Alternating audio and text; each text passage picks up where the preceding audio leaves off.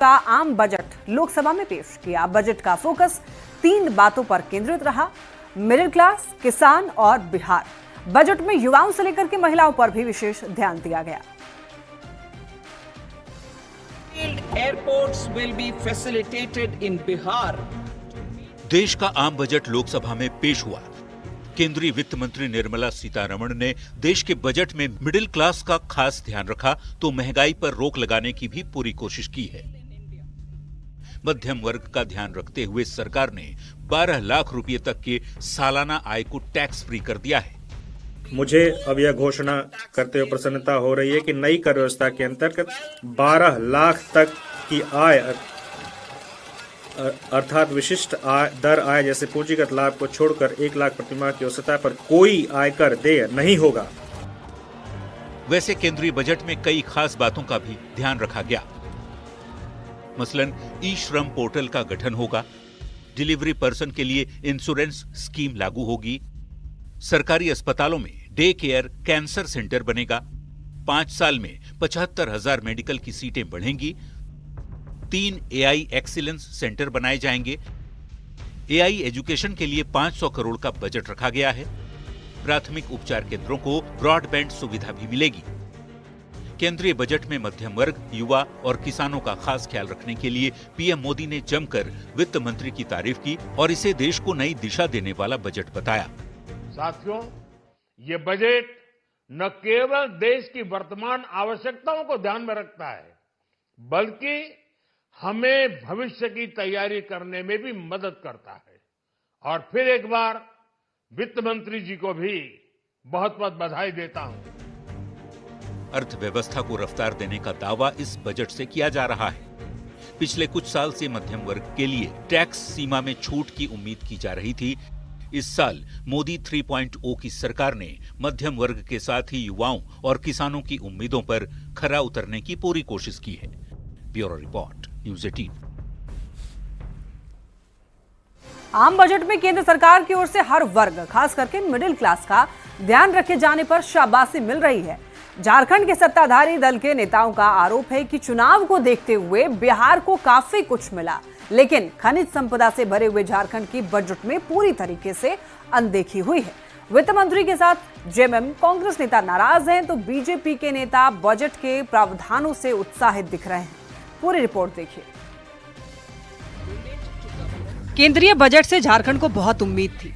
1,36,000 करोड़ के बकाये राशि के भुगतान की, खनिज संपदा से भरे राज्य पर विशेष नजर की और उम्मीद थी विकास के चल रहे काम में केंद्रीय मदद की। उम्मीद तो बहुत थी, लेकिन झारखंड को विशेष रूप से मिला कुछ नहीं। ना तो बकाये की चर्चा हुई, ना केंद्रीय मदद की और ना ही किसी खास सहायता की। वित्त मंत्री राधाकृष्ण किशोर ने केंद्र सरकार पर गंभीर आरोप लगाया। सुनिए क्या कुछ कहा है। समझ सकेगा कि आज चुनाव है बिहार में, तो बिहार को विशेष दर्जा दिया जा रहा है। ये जो भारतीय संसदीय लोकतंत्र की व्यवस्था है, ये इसके लिए बड़ी गंभीर बात है। आपको एक समान, एक रूप में सभी राज्यों को देखना आपका कर्तव्य बनता है।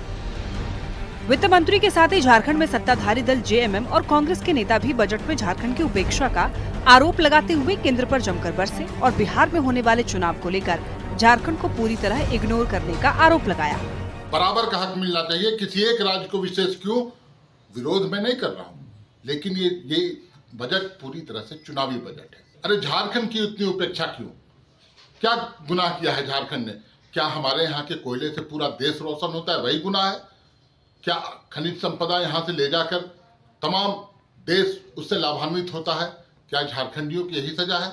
आम बजट में यह था कि 1,36,000 करोड़ भी हमें मिलेगा और झारखंड की जनता को कुछ सौगात भी मिलेगा, लेकिन ना तो 1,36,000 करोड़ मिला और ना ही झारखंड को कुछ सौगात केंद्र की सरकार ने दी है। तो हमें यह लगता है कि चुनावी बजट है यह। इधर बीजेपी नेताओं ने बजट को पूरी तरह संतुलित और समावेशी बताया है। साथ ही दावा किया है कि शहर से लेकर गांव तक, कृषि से लेकर उद्योग तक और गरीब से लेकर मध्यम वर्ग तक को इस बजट ने खुशियों से भर दिया है। सत्ताधारी दल के आरोपों को खारिज करते हुए बीजेपी नेताओं ने इसे राज्य विशेष की जगह हिंदुस्तान का बजट बताया। उन्होंने खुशी के द्वार खोल दिए साहब, 12 लाख रुपए तक में कोई इनकम टैक्स नहीं लगेगा। तो इस तरीके से पूरा जो बजट है वो समावेशी बजट है। शहरों को भी उन्होंने नहीं छोड़ा है। 1 लाख करोड़ रुपए शहरों के विकास के लिए दिया जाएगा। तो समाज का कोई वर्ग नहीं, कोई सेक्टर नहीं जो छोड़ा गया है। और उद्योग और धंधों के लिए भी एमएसएमई सेक्टर, खास करके छोटे उद्योग धंधों पर भी उनका विशेष फोकस है। ये स्वागत योग्य बजट है। मतलब कैसे कह सकते हैं कि झारखंड की इसमें नज़रअंदाजी हुई? मुझे तो लगता है कि जब स्टेट का बजट आएगा तब इन सब चीज़ों के बारे में चर्चा होगी। अभी तो ये देश का बजट है। देश का बजट हर एक राज्य के लिए होता है। झारखंड को सीधे तौर पर आम बजट में कुछ भी नहीं मिलता हुआ दिख रहा है, लेकिन आयकर में छूट की सीमा बढ़ाया जाना, कृषि और उद्योग जगत के लिए किए गए प्रावधान, खनिज पर लिए गए फैसले और पर्यटन को बढ़ावा देने की कोशिश, कुछ ऐसे मुद्दे हैं जिनका व्यापक असर झारखंड में भी दिख सकता है। न्यूज़ 18 के लिए रांची से संजय कुमार सिन्हा, ओम प्रकाश, गौरव झा और निरंजन सिंह की रिपोर्ट।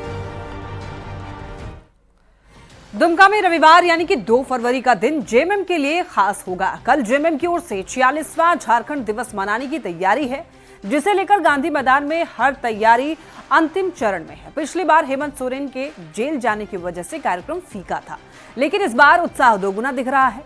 कल के झारखंड दिवस में पहली बार कल्पना सोरेन भी शिबू सोरेन और हेमंत सोरेन के साथ मंच साझा करेंगी।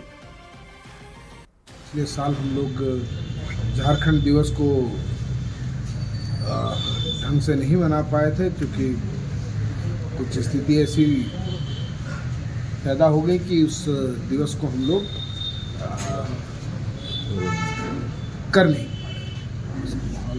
गमगीन था इस वजह से। तो इस बार चूँकि सरकार भी अपनी है और लोग इस चीज़ को बहुत गंभीरता से ले रहे हैं और वो पिछले कमी को पूरा करने का प्रयास कर रहे हैं। दुमका में 2 फरवरी को लेकर झामुमो अपनी तैयारियां जोरों शोरों पर कर रही है। इस वक्त हम मौजूद हैं दुमका के गांधी मैदान पे और आपको यहां से सीधी तस्वीर दिखा रहे हैं।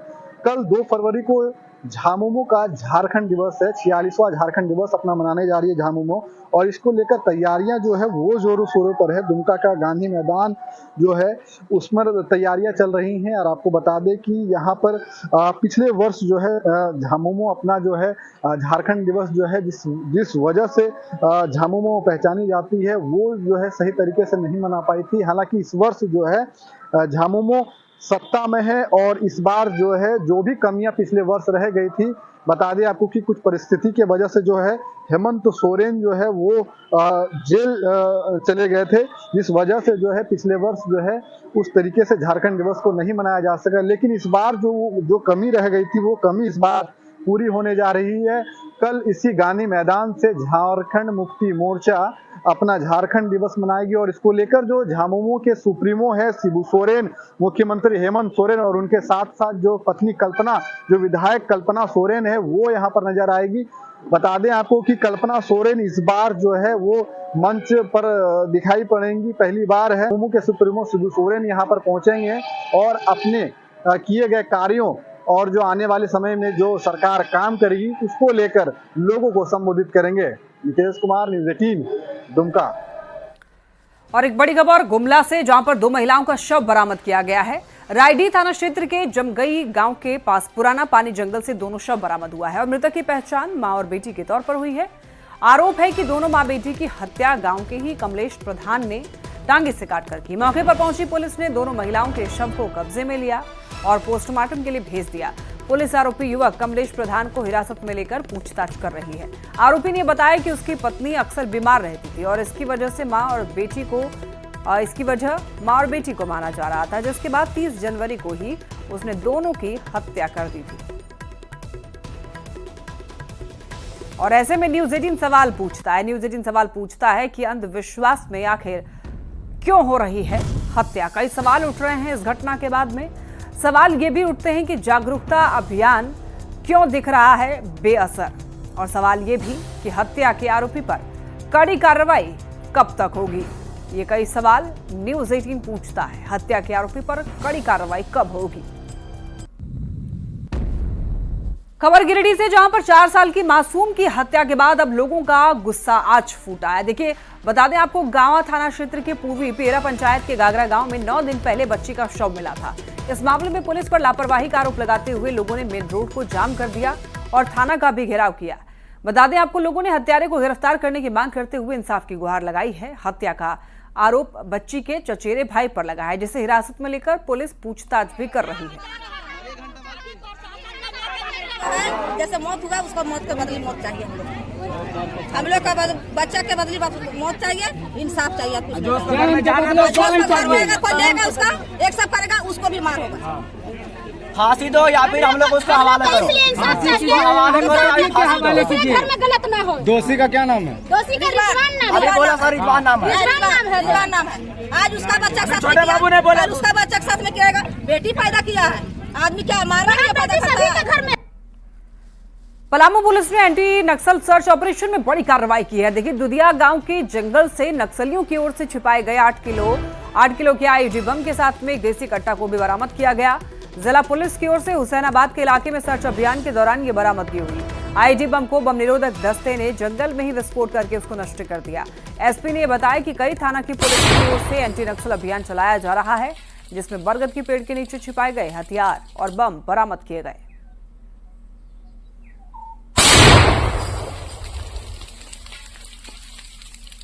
अभियान के दौरान जो है एक आईईडी लगभग 8 से 9 किलो का आईईडी बरामद हुआ है और उसी में से एक देसी कट्टा भी बगल से छुपाया हुआ मिला है।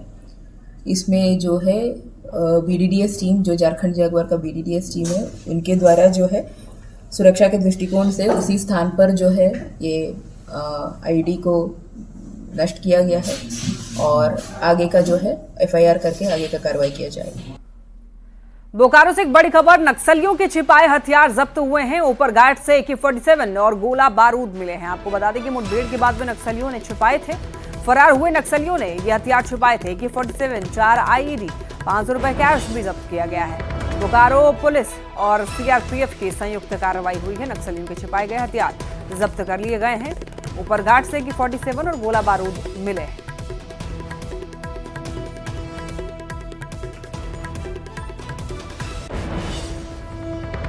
जमशेदपुर में उलडी पुलिस ने 12 घंटे में घर से 10 लाख की चोरी के मामले का खुलासा किया है। पुलिस की कार्रवाई में अब सोने के सभी जो गहने हैं वो बरामद कर लिए गए, साथ ही 2 आरोपी भी गिरफ्तार किए गए। सिटी एसपी ने बताया कि घर में लॉकर की चाबी टेबल पर रखी गई थी, जिसे हासिल करते हुए पड़ोस के 2 युवकों ने चोरी की घटना को अंजाम दिया था।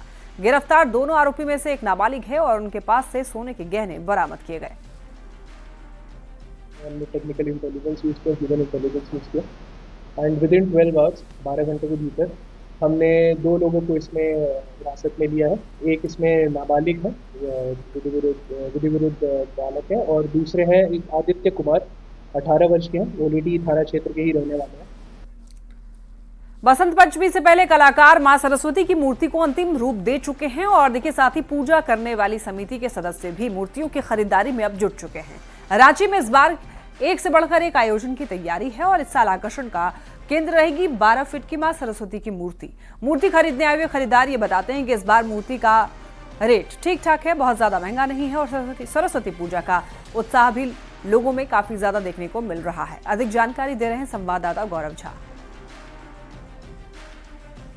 अष्टमी की तैयारी अंतिम चरण में है। कलाकारों ने मूर्तियों को अंतिम रूप दे दिया है और इस वक्त आप देखिए कि स्थानीय लोग किस तरीके से मूर्ति खरीदारी करने के लिए जो है वो आने लग गए हैं। दुकानदार बताते हैं कि इस बार जो उन्होंने मूर्ति को रूप दिया है वो सबसे बड़ी हाइट जो है वो करीबन 12 फीट की रखी गई है। अलग अलग तरह की जो मूर्तियां हैं वो डिजाइन की गई है, आकर्षक रूप से इसे तैयार किया गया है और लोग भी बड़े ही उत्साह के साथ इसकी खरीदारी करने के लिए भी पहुंचने लग गए हैं। बहुत सुंदर सुंदर मूर्ति है यहाँ पर, अलग अलग तरीके से बनाया गया है और बहुत न्यू मतलब आइडिया लगाया गया है। आप लोग कब से पूजा कर रही हैं? हम लोग का 3 तारीख को पूजा है और 4 को विसर्जन है।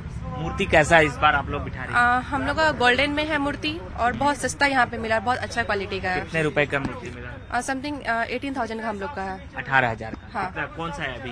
गोल्डन कलर का? गोल्डन है, हाँ। बहुत ही खूबसूरत। हाँ। पूजा की क्या क्या तैयारी है? अभी तो बस हम लोग का पूरा तैयारी तो हो चुका है। क्या मन्नत मांगे हैं? जो मिल जाए। कौन सी ईयर में है? 2nd। पढ़ाई में मन लगता है कि माता से ये भी आशीर्वाद लेना है कि माता पढ़ने का आशीर्वाद दीजिए? नहीं लगता है। मूर्ति है वो बनाया गया है और कितने खूबसूरत तरीके से इसे डिजाइन किया गया है। जो स्थानीय कारीगर हैं वो कहते हैं कि बड़े ही शिद्दत से इसे तैयार किया जाता है, एक लंबा वक्त ये लेते हैं और फिर उसे बनाते हैं और बेहद ही खूबसूरत तरीके से इसे डिजाइन। आप कहाँ से आए हैं? हम लोग आए पहाड़ी से। कौन सा मूर्ति ले रहे हैं? वो हम लोग का सामने वाला। हाँ, सामने वाला। कितना लगा आपको? 16,000 रुपये। 16,000 जी। अच्छा है मतलब? जी बहुत अच्छा। हम लोग हमेशा यहीं से बुक करते हैं। कई ऐसी आकर्षक मूर्तियां हैं जो यहाँ बनाई गई है। कैमरा पर्सन संत के साथ गौरव झा, न्यूज 18 रांची। विद्या की देवी मां सरस्वती की आराधना की जाती है ताकि सद्बुद्धि और ज्ञान मिल सके। सरस्वती पूजा के दौरान अमन चैन का माहौल रहे, इसे लेकर रांची पुलिस भी अलर्ट मोड में दिख रही है। सभी पूजा पंडाल के आयोजकों को रांची सिटी एसपी ने विशेष तौर पर निर्देश जारी किया है और इसके तहत पूजा के दौरान कोई उपद्रव होने पर पूजा समिति के आयोजक जिम्मेदार माने जाएंगे और उन पर एक्शन भी लिया जाएगा। तो अगर पूजा के विसर्जन जुलूस में कोई भी शराब पीकर शामिल होता है तो उस पर भी कड़ी कार्रवाई की जाएगी। इसके साथ ही पुराने केस के भी निपटारे को लेकर के खास निर्देश दिए गए। अपना एक कमेटी का फॉर्म करेंगे और विधि व्यवस्था भी संधारण करना उनकी भी जिम्मेदारी होगी। ये नहीं कि पूजा करके हम अपनी सारी जिम्मेदारी से मुक्त हो जाएंगे। किसी भी तरह का विधि व्यवस्था यदि बिगड़ता है तो इसकी संपूर्ण जिम्मेदारी पंडाल के जो अध्यक्ष हैं उनका होगा। उन्हें अपनी कमेटी के मेंबर होगा, उनके जो सदस्य होंगे उनकी जिम्मेदारी है कि वह अपने पूजा के समय विघ्न उत्पन्न करने वाले व्यक्तियों को दूर रखें, शराब के सेवन करके कोई भी विसर्जन में शामिल ना हो। यदि इस तरह की कोई बातें किसी पंडाल के साथ में उभर कर आती हैं तो उनके विरुद्ध भी कार्रवाई की जाएगी। बसंत पंचमी और महाशिवरात्रि मेला को लेकर के देवघर जिला प्रशासन तैयारी में जुटा है। डीसी ने मेला क्षेत्र रूट लाइन, डीसी ने आपको बताते चले यहाँ पर प्रशासन ने तैयारी कर रखी है और डीसी ने मेला क्षेत्र रूट लाइन और बाबा मंदिर का भी निरीक्षण किया है और मेला की तैयारी का जायजा भी लिया है। श्रद्धालुओं की सुविधा के लिए बिजली, पानी और साफ सफाई की पूरी व्यवस्था की गई है। साथ ही सुरक्षा के लिए अतिरिक्त पुलिस बल भी तैनात किए जाने की योजना है। प्रशासन का निर्देश है कि जो भी श्रद्धालु बाबा की पूजा अर्चना करने आए उन्हें हर सुविधा दी जाए। बता दें, बसंत पंचमी और महाशिवरात्रि में बड़ी संख्या में मिथिलावासी बाबा धाम आते हैं और बाबा को तिलक करने के बाद ही जाते हैं। ये परंपरा सदियों से चली आ रही है।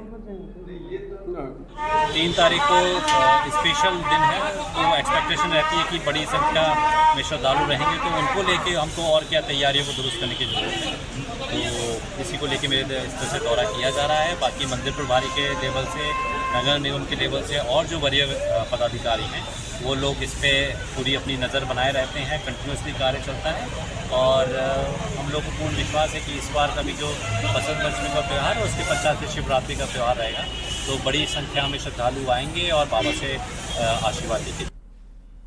रांची से एक बड़ी खबर, जहां पर बिजली टैरिफ 2 रुपए बढ़ाने का प्रस्ताव दिया गया और ये प्रस्ताव 2025-26 में बिजली टैरिफ के लिए है। इसके तहत देखिए टैरिफ 6 रुपए 65 पैसे से बढ़ा करके 8 रुपए 65 पैसे प्रति यूनिट करने का प्रस्ताव है।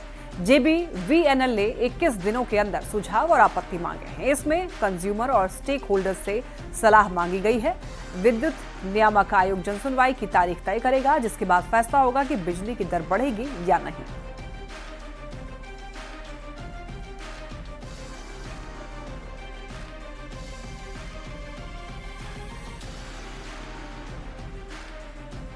टैरिफ बढ़ाने का असर पड़ेगा किस पर? जो गरीब हैं, जो कमजोर हैं, जो सक्षम नहीं हैं, उन्हें तो सरकार 200 यूनिट बिजली फ्री दे रही है। रही बात बाकी बचे हुए उपभोक्ताओं पर या जो व्यावसायिक इस्तेमाल होता है या औद्योगिक इस्तेमाल होता है, आज बिजली खरीदने में हम लोगों को ज़्यादा पैसे देने पड़ रहे हैं। बिजली की उत्पादन लागत जो कॉस्टिंग होता है वो बढ़ रहा है, कोयले के दाम बढ़ रहे हैं। इन तमाम चीज़ों को देखा जाए तो बिजली का टैरिफ बढ़ाना एक मजबूरी है सरकार की, लेकिन इससे आम जनजीवन पर कोई असर नहीं पड़ना है। तो देखिए टैरिफ 2 रुपए बढ़ाने का प्रस्ताव है और आपको बता दें 8.65 रुपए यूनिट करने का प्रस्ताव लिया गया है। JBVNL ने सुझाव और आपत्ति मांगे हैं और इसके बाद ये डिसाइड किया जाएगा कि रेट बढ़ाने हैं या नहीं।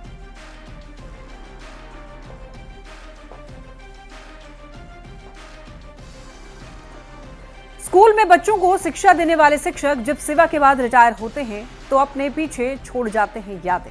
लेकिन कुछ ऐसे शिक्षक होते हैं जो जब स्कूल छोड़कर जाते हैं तो उनके विदाई समारोह में छात्रों के साथ ही अभिभावक भी गमगीन हो जाते हैं। कुछ ऐसा ही मामला सामने आया है गढ़वा में। कौन है ये शिक्षक और विदाई समारोह के दौरान क्या कुछ हुआ, आप भी इस रिपोर्ट में देखिए।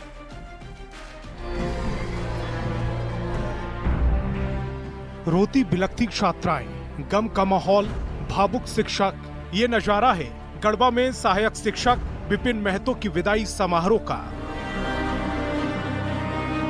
गुरु और शिष्य का रिश्ता कितना जुड़ा होता है, इसकी वानगी है ये तस्वीर।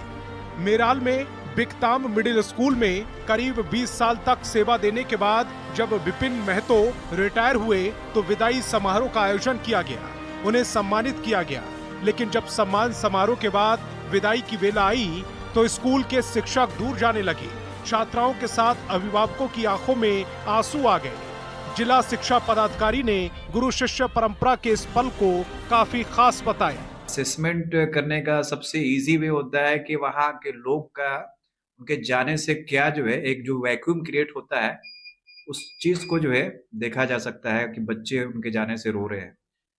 तो इससे प्रतीत होता है कि उन्होंने अपना किस डेडिकेशन और किस जो है कमिटमेंट के साथ उन्होंने स्कूल में काम किया और बच्चों के प्रति उनका जो है जो रिलेशन है, जो एक अभिभावक का, एक टीचर का जो उन्होंने रोल प्ले किया है, ये उसी का मिसाल है। शिक्षक की लगन, मेहनत और छात्रों से जुड़ाव की हर ओर सराहना हो रही है। विदाई का वीडियो वायरल हो रहा है।